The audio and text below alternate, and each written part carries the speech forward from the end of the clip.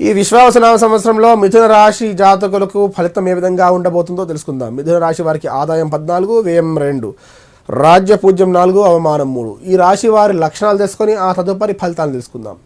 ఈ మిథున రాశి జాతకులకి ఏకాగ్రత తక్కువ, చురుకుదనం ఎక్కువ, ఆలోచన ఎక్కువ, బుద్ధి చాంచల్యం, చక్కని వాక్చాతుర్యం, హాస్య సంభాషణ, అనేక విషయాల్లో ప్రజ్ఞ కలిగి ఉండటం, క్రీడలందు ఆసక్తి కలిగి ఉండడం, డబ్బు, పేరు, కీర్తి, ప్రేమ, ఉద్యోగాలు, ఆస్తులు, వీటి దేనితోని మీరు సంతృప్తిగా ఉండరు.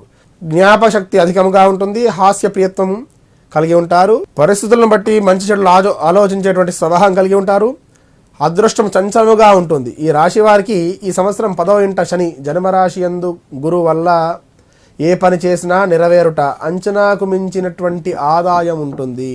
ధనపరంగా, భూపరంగా కలిసొచ్చేటువంటి సూచనలు ఎక్కువగా ఉన్నాయి. నూతన వ్యాపారం కోసం ప్రయత్నం చేస్తున్నటువంటి వారు ఈ సంవత్సరం వ్యాపారం ప్రారంభం చేసి వ్యాపారమందు మంచి లాభాలు ఏర్పరుస్తారు. గృహమందు వివాహాది శుభకార్యాలు చేయడానికి నిరంతరం శుభకార్య వాతావరణం ఇంట్లో కనిపిస్తుంది. నూతన వస్తువులు, భూమి, బంగారు ఆభరణాలు, వాహనములు కొనుగోలు చేస్తుంటారు. నూనె, సిమెంటు, ఇనుప రంగాల్లో వారికి విశేషమైనటువంటి లాభాలు ఈ సంవత్సరంలో ఉంటాయి.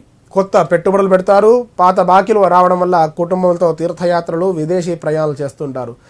ఉన్నతంగా విలాసవంతమైనటువంటి జీవనం గడుపుతారు. కుటుంబ బాధ్యతలు మీ మీద పడతాయి. ఉపయుక్తమైన ప్రయాణాలు చేసి ఆనందంగా ఉంటారు. జన్మస్థాన గురువు వలన విద్యార్థులకు ఆశించిన ర్యాంకులు రాకుండుట కోపం ఎక్కువవుతుంది.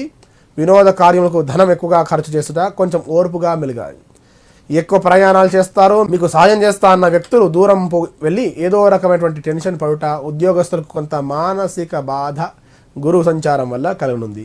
ఈ సందర్భంగా కాబట్టి ఈ జన్మగురు దోష ప్రభావం నుంచి తగ్గించుకోవాలంటే గురుచరిత్ర పారాయణ చేయడం, గాన్గాపూర్ శ్రీ దత్తాత్రేయ స్వామి క్షేత్ర సందర్శన చేయడము, అట్లాగే నిత్యం కూడా దక్షిణామూర్తి యొక్క శ్లోక పారాయణ చేయడం చేత ఈ మిథున రాశి జాతకులకి జన్మ గురు దోషం ప్రభావం తగ్గుతుంది.